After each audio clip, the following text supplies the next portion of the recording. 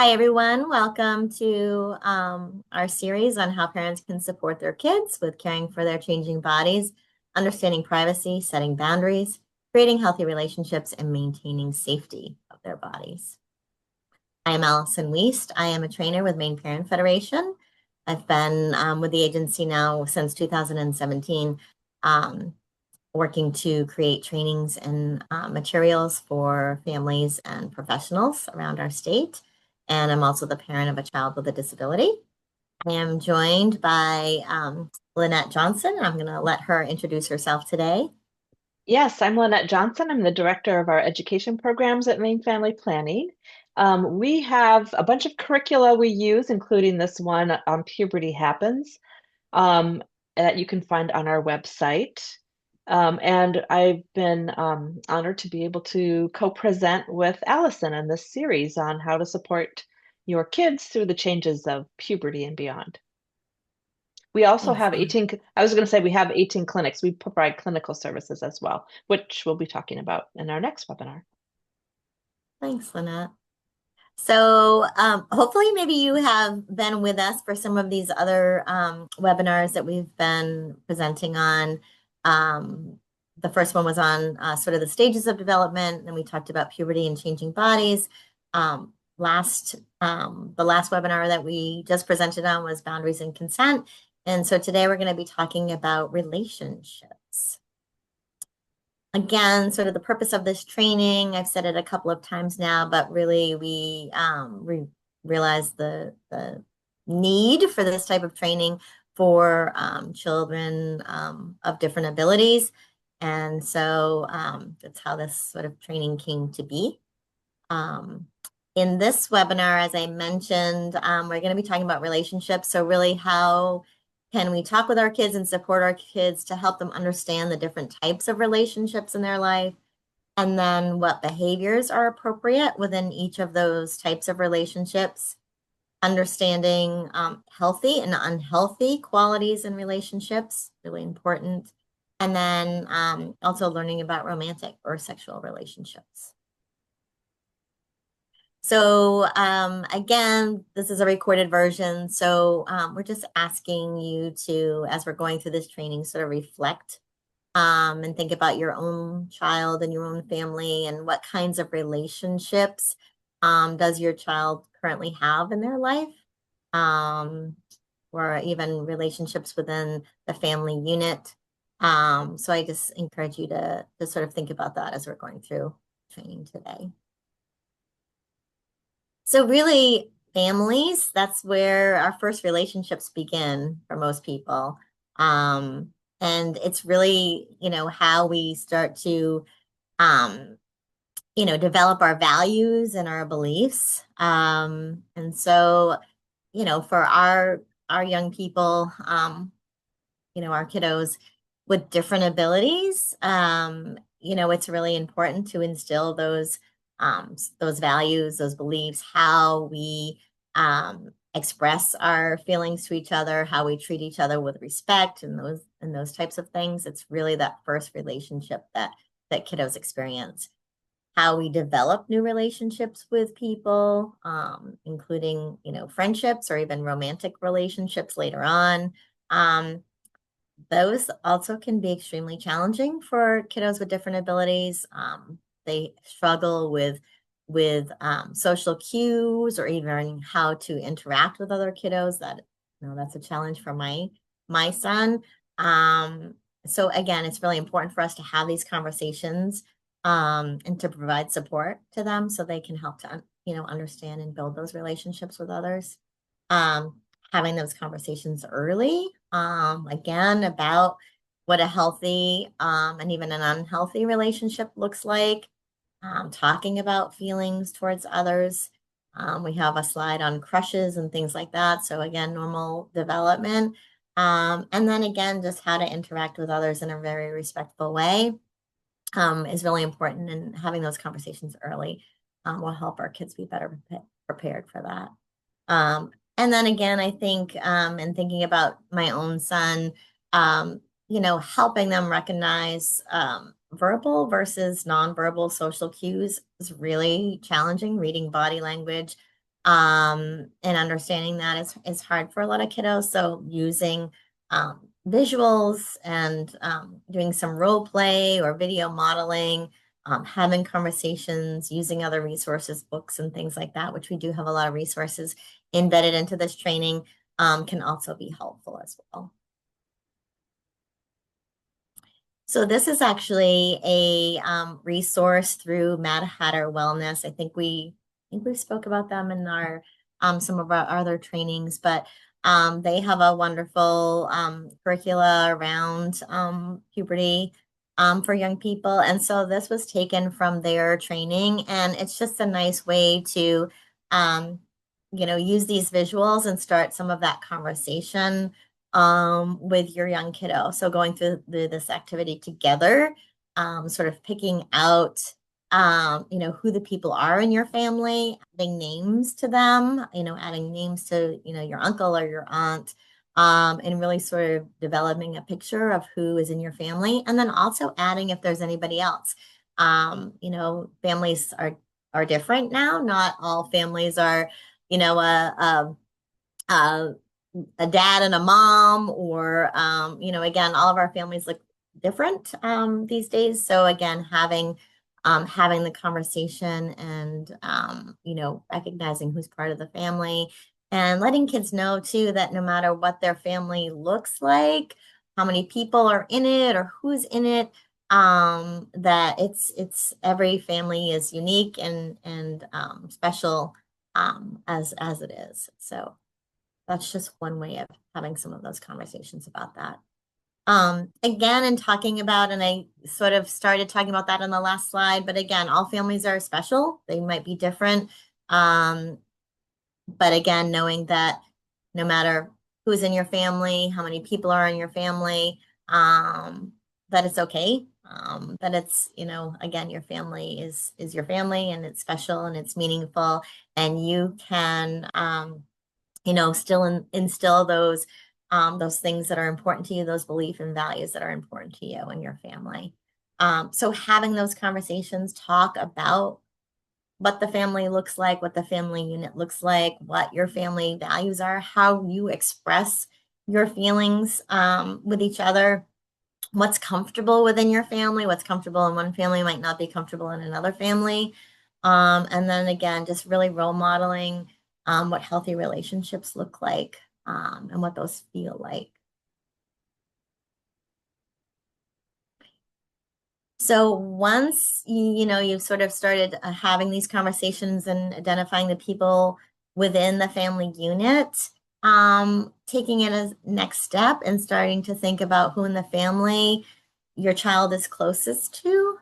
Um, Again, thinking about certain things like, who helps them if they're having a hard day and they want to talk about their feelings about something, they're sad about something, or they're angry or hurt. Who's the person that they are comfortable to talk to about that or to bring that up to?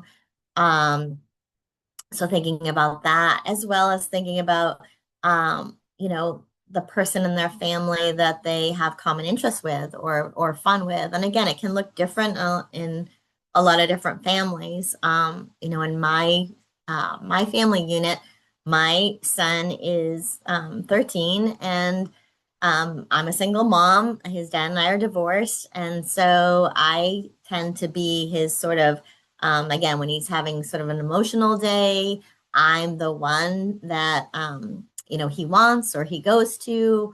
So again, I'm that person for him. Whereas, he and I do have fun together, but there's some other things that he might do with his dad that he also enjoys that he and I don't do together. So again, just starting to have those conversations and helping your child think about who they are closest to, who in the family has their best interests, who can they talk to, who's a good listener, who do they enjoy time with, is all really important.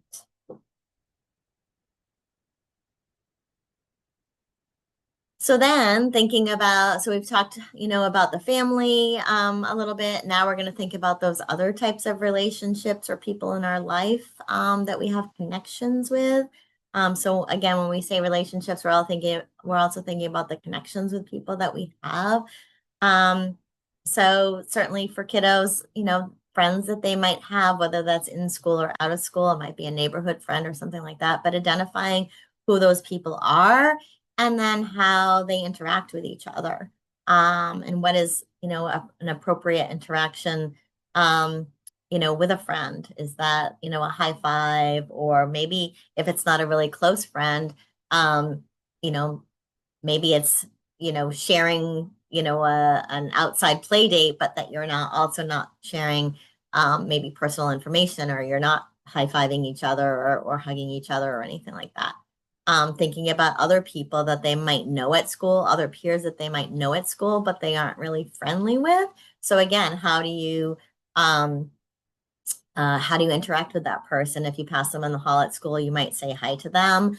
But again, they're not a close friend necessarily. So again, having those conversations about the difference between even peers and friends that you have at school or outside of school.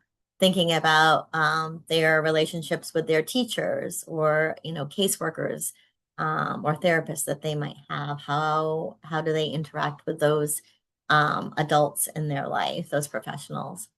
Thinking about possible crushes or romantic partners. Again, as kids are going through puberty, it's normal and natural for them to start to have, a feeling or a crush towards another person, whether that's a peer or even another adult in their life. But what is appropriate? And I think Lynette's going to talk a little bit more about crushes and attractions and things like that a little bit later on. And then again, how we interact with people that we see out in public. Whether that's somebody that you go to the same grocery store and you see the same person at the grocery store, and maybe you say hello and you have, how are you? But you're also not sharing really personal information with those people. So having some conversation around each of these relationships and people that you see on a regular basis is important. This is another nice resource, also from Mad Hatter, I believe. But it's a relationship touch circle. So it's another way just to talk about how we behave and respond to people in our lives. So again, the individual, the child or the person is at the center, like this is yourself. And so then in the inner circle, those are people that you're closest to that you might be comfortable hugging. And not all kids are comfortable hugging, right? Some kids don't really like that level of touch. But if they are comfortable with that, who in their inner circle might they hug, be comfortable hugging? So mom and dad, or maybe their sibling, or maybe there's a grandparent. And then the next circle, who might you side hug? Maybe that might be just my son is very huggy with me, but not always huggy with other members of the family, even though he loves them. So he might give them a side hug. And then thinking about people he would shake hands with. And again, it sort of goes out from there. And then people that you wouldn't touch at all. And again, that's where we're starting, thinking about it might be people in public, or it might even be, a peer at school that you don't know very well. You might pass each other in the hall, but you don't touch or anything like that. So again, just having these conversations and thinking about how we behave with different people in our lives is important. Lynette, did you have anything that you wanted to add to any of this? I've been talking a lot. No, I have some slides coming up, but I'm sorry Okay. you have so many in a row. You're doing a great job. Thank you. We also have, again, these are all great resources, and I think it's a matter of thinking about like what works for your child. Um, this is another great resource. It's a little bit, it takes it sort of to another level. So it's thinking about the relationships or the person. Then in the middle, it's thinking about, again, like how we would touch, whether that's a hug or shaking hands or high-fiving. And then on my far right, it's where, like public versus private. So again, casual family, friends, or groups, like you might be okay with high-fiving, shaking hands, and again, you're doing that in a public place. So again, it's just a nice way to walk through it and have some conversation about, who you're interacting with, how you're interacting, and where it's appropriate to interact in those boundaries. And this is through Elevatus training. So now we're going to start talking a little bit about healthy versus unhealthy relationships, which is a really important thing to learn for all of us. Not just, kids with different abilities. It's important for all kids of all abilities and uniqueness, to really understand like what does a healthy relationship look like, and also if something doesn't feel comfortable, like that we recognize that, and we do something about it. So, and this also comes from Mad Hatter, and I think it's a really nice visual, and again, something that you can use to begin having conversations and to look at it with your kiddo with. But in relationships, in healthy relationships, everyone gets to be themselves, right? We all get to be whoever we want to be, and there's no shame and there's no judgment. That we get along, we have fun together, that it's a fun and light and happy relationship. People aren't making us feel bad or trying to control us. That we take turns with each other, right? Everybody, the people in the relationship together, we share, and we take turns, and we exchange back and forth on an equal level. That our boundaries are, we talked about this in the last webinar about boundaries. We all have our own levels of comfort and in boundaries, and so that our boundaries are respected, that we're able to say no in a particular relationship, and again, we're not judged, or somebody doesn't get upset with us for setting a boundary with them, that we're respected, and that there is compromise in the relationship. So again, all of this is, again, just the makings of a healthy relationship, and something that we should be talking to our kids about. Social stories are another great way to talk about healthy relationships. And again, this is just another way of having those conversations, and another way of going through the information with your child. Another great resource, also through Mad Hatter, I believe. This is great because, again, it's looking at, the healthy behaviors in a healthy relationship, and then unhealthy behaviors. So again, we're starting to talk about some things that might be unhealthy, and helping a child recognize those things, talking about what they're comfortable with or what they're uncomfortable with. So again, some of these are, using kind words, like that's what we would do. And we would expect from somebody else in a relationship, that we're going to be kind to each other, versus name calling. If someone's calling you names, that's not healthy behavior. So again, this is a nice exercise of going through and sorting it. And again, allowing your young person to sort of try to figure some of it out and have dialogue with them to work through this exercise. So again, I think, paying attention to how we feel around certain people can be a sign of an unhealthy or unbalanced relationship. And again, this is tricky for some of our kiddos who, again, might have a hard time, understanding those nuances if things are very black and white. But again, I do think a lot of kids have those, something feels uncomfortable, my stomach feels funny, or so paying attention to those things. And again, having that conversation with your young person. If they don't feel good when they're around somebody, that's a red flag and should be taken seriously. And it's okay if they don't want to be around this person anymore because they don't feel comfortable. Or if someone says mean things to them, is unkind, that's not somebody that you want to spend your time with or to give energy to. If you don't feel, excuse me, heard, or they don't listen to you, that they're controlling and taking over, that's unbalanced, right? We only get to do what they want to do. Again, sort of an unbalanced relationship. I can't be myself or have other friends. sounds like it could be, again, sort of unbalanced or controlling. Everybody should be able to be who they want to be and have be friends with whoever they want to be friends with.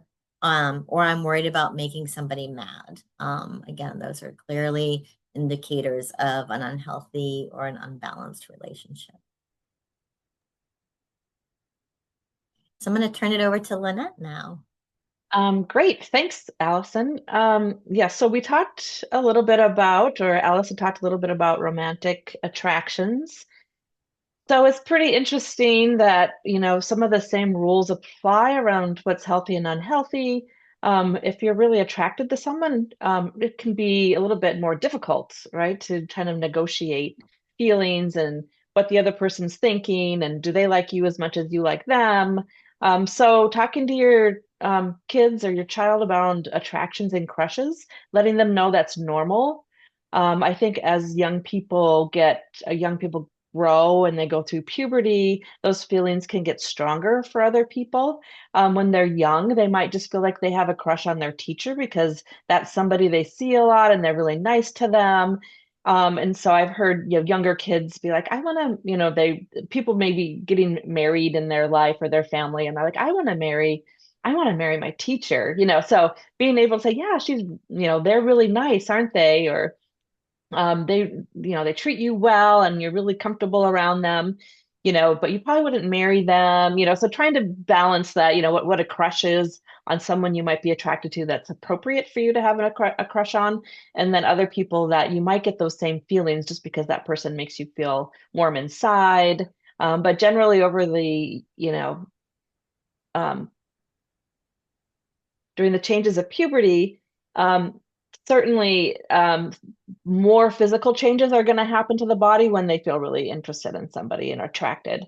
So you might get the butterfly in your stomach, you might find your heart beats faster, you might get red when you talk to that person because you're feeling all of these, emotions that you haven't felt before. And so all of those are normal. And just trying to figure out how to communicate that with someone if you really like them, and then how to respect boundaries, and not assume that they like you the same way. So it can be a little bit difficult because we know that even in friendships, your child might like somebody and they don't really want to hang out with your child, and that can hurt somebody's feelings.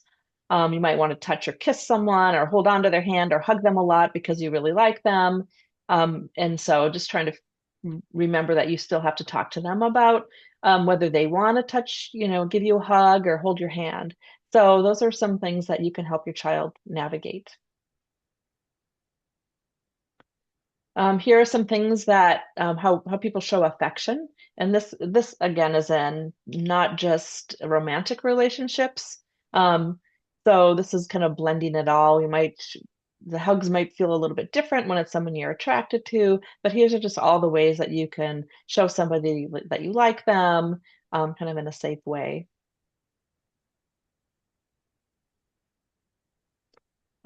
So sometimes people forget that people with disabilities are also sexual beings. They have lots of attractions. They might want to date somebody. They might want to kiss somebody. They're starting to feel those feelings inside their body that they want to act on because they really like someone and maybe that person really likes them back and they want to date. And oftentimes, I think what happens is we want to protect our kids. So we maybe hold off on letting them have someone that they're dating or want to be more intimate with. So help them figure that out and realize that as they get older, it's probably more appropriate for them to have alone time and to be with someone that they're physically or romantically attracted to. I just put this slide in there to remind us that sexuality, when we use these terms, it's not just about sexual behaviors, what someone might do with somebody else because they're attracted to them. But sexuality is the whole being. So it's like how they identify themselves, the different relationships, what touch they like or don't like, how they feel about themselves and their body, taking care of their sexual health, which we'll talk about a little bit in this webinar, but also in webinar 5. Understanding their body and the changes. So sexuality encompasses quite a few different aspects of somebody's life. This is, you can, I won't read all of the bullets, but it might be something that you want to pause the recording and look at. But definitely all of these things come into someone's being, and when they're going through puberty and beyond, it can change, and people are just trying to navigate all of these different feelings. They're getting lots of messages from their family, from culture, from society, from their peers. If they have religious beliefs, there might be things that they believe in terms of relationships and sex. So that's something that as we all get older, we have to figure out for ourselves. And so we just want to recognize that sexuality is a way for someone to just one other way for someone to connect with people they care about. I like this set of, what my rights are in a relationship. So if you have an older child and they are starting to want to date or have someone they want to spend more time with because they're attracted to each other, they might call them their girlfriend or their boyfriend. They should still remember some of these parts about their rights and autonomy, and they have the right to say what to do, what they want to do or not do with their body. They have the right to privacy and how they share and show their intimacy with somebody else. They have the right to learn about the different aspects of staying safe and healthy in a relationship. They have the right to get information and learn how to best communicate with somebody. Sharing pictures of or going, videos that kind of talk about people in relationships and, back and forth. I mean, those are things that they might want, they might learn from, and that's a good opportunity for you to say, what did you think about that movie or that series and how this person treated that person? Or, what happened when one person wanted to get intimate and the other person didn't. So using those examples can help them figure out what's going to be right for them. And here's just some of the, just the other rights that we want a young person to understand as they get older, that they have the right to. Um, and that they need to respect the rights of other people. So that there's this one side of it. So we're talking about what their rights are, and then what their responsibility is to make sure with that other person that they might want to get closer to, that they have a responsibility to respect that person's rights as well.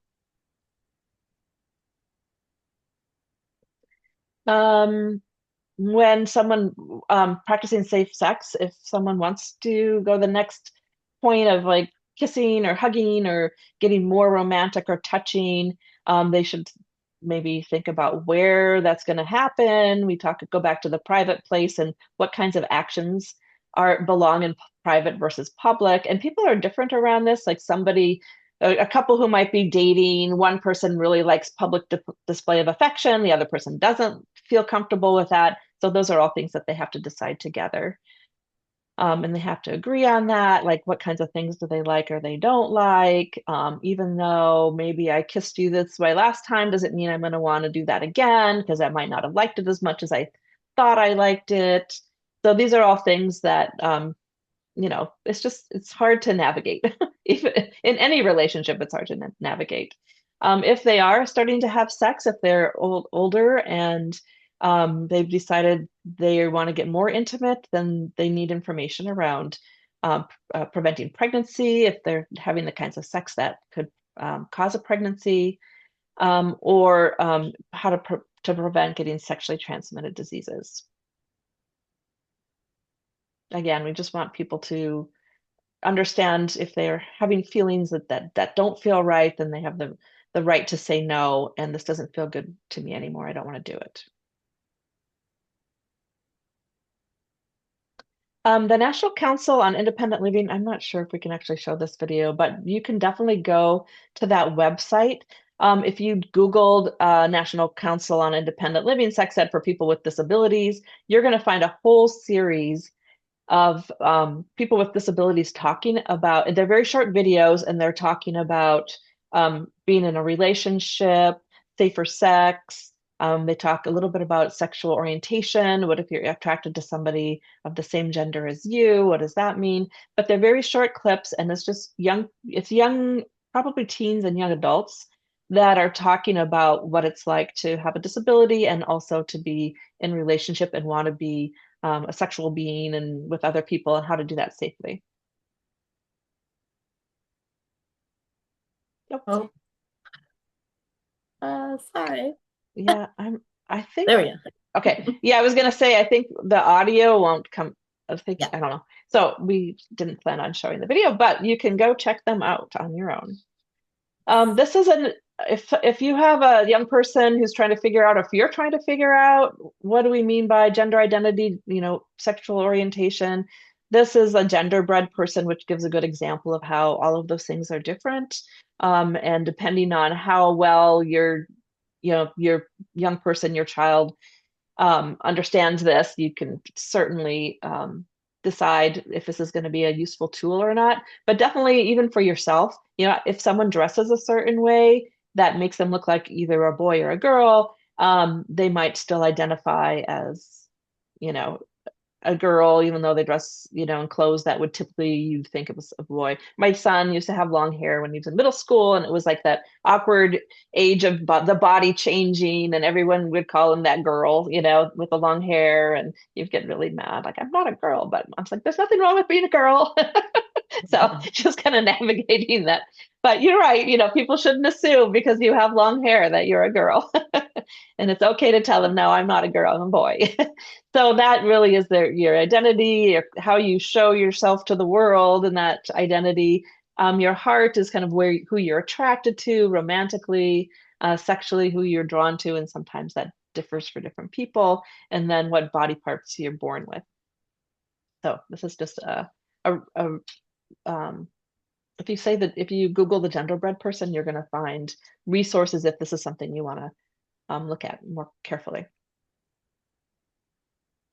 If you have an older child that's starting to hear different language around a bisexual, or if they're gay or lesbian, or there's some communication cards that are with the Mad Hatter Wellness curriculum, and they have some resources if this is something that your child and you want to sit down and try to explain the difference. They might have family members who are gay, and they might, it's just a conversation you have, and here's some of the language that you can use. And Matt has a great terms and definitions in one of some of their resources that explain what those differences are. So responding to Lynette, you did a lot of talking, and I think we're winding down on this particular training. But we know that kids are curious, right? And again, it's a normal part of development. And so I think sometimes as parents, we might panic when our child says something or asks a question. Um, but I think again, trying to trying to remain calm even in a situation that might feel uncomfortable to us. So we just put some things in here about responding to sort of the curiosity based behaviors that we might hear or see from our kiddos. So again, just knowing that kids explore and experiment. It's a normal part of development. And they probably are going to have questions about certain things, or they might say something. And it is okay, to ask them more questions about why they might feel that way, or why they might be asking about that, and then providing them, really basic information that's important for them to know. Um, Again, the behavior that they're exhibiting, is it safe or unsafe behavior? Like, I think that's a gauge that we need to have as parents, is what they're doing considered safe or unsafe. I know have been through with my son. He is 13, and so he has an interest in his body parts more than he has in the past. And so, that behavior might be safe and okay in his bedroom by himself, with the door closed, but it's not a safe behavior to have when you're in the classroom next to your, other peers. So again, having those kinds of conversations. Again, I already said this, like staying calm and responding without any shame or judgment is really, really important. Um, Again, depending on, what the behavior is, it may require some, um, you might have to change a certain behavior. Again, I had to have a lot of conversations as well as, visuals and stuff to help my son understand public versus private. It's a really hard concept for him to understand around, again, when he was, wanting to touch his private parts and knowing like when that is okay to do and when it's not okay to do. But again, we may need to change a certain behavior. And again, I think using, like I mentioned, using other resources, whether that's Mad Hatter, some of their curriculum and some of the resources that they provide, or going and finding videos on certain topics or using books or whatever to really help if they're curious about something to really help them understand. Redirect and refocus if they're unwanted behaviors. Again, I kind of talked about that. And then watching for early sexual activity with others or acting out in sexual ways. I think as parents, it's something that we need to pay attention to. Maybe ask our child some more questions about it. And then if there is a reason to be concerned, that we seek out other people, other professionals, or people that have more knowledge about it to gain more information about what might be going on. And then watching for, any changes in their personality or new behaviors that are really out of the norm for them can be, indicators of something. So again, as parents, we're always on alert and, our job is to, to protect our kids and keep them safe. We do have some resources here, and you probably know a little bit more about the resources maybe than I do. I think some of these were from me and some of them were from you, but um, the Peers app, you want to talk about that one a little bit, Lynette? I Sorry. thought Oh, that sorry. was one that you knew Oh, about. that was from me. I know that the Peers, they do have something through the University of Maine, Right, right. the Peers group. And again, it talks about, I had one family that I was working with there, where they're young adult, I think, or he was right around the age of 18, participated in this like virtual group around like some dating skills and stuff. So apparently there must be an app too that goes along with that. And I apologize if I'm not remembering, and it may have been me that shared that.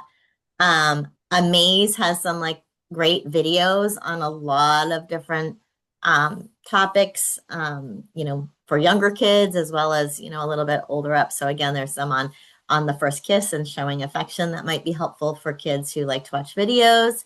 Um, a sexuality video, um, orientation. Again, there's one on Amaze, which again, I think Amaze does a pretty good job, especially for kiddos, helping them understand.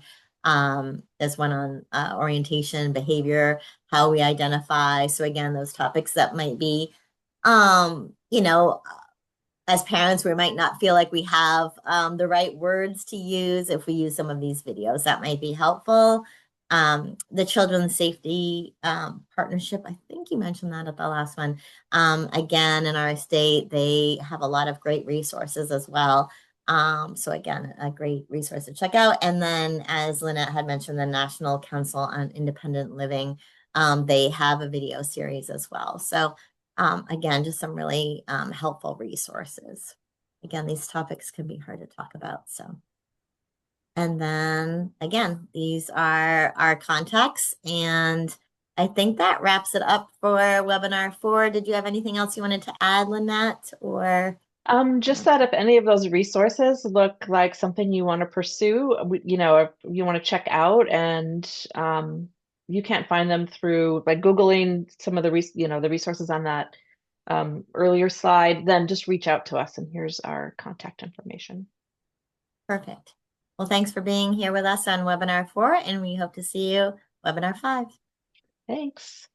Bye-bye.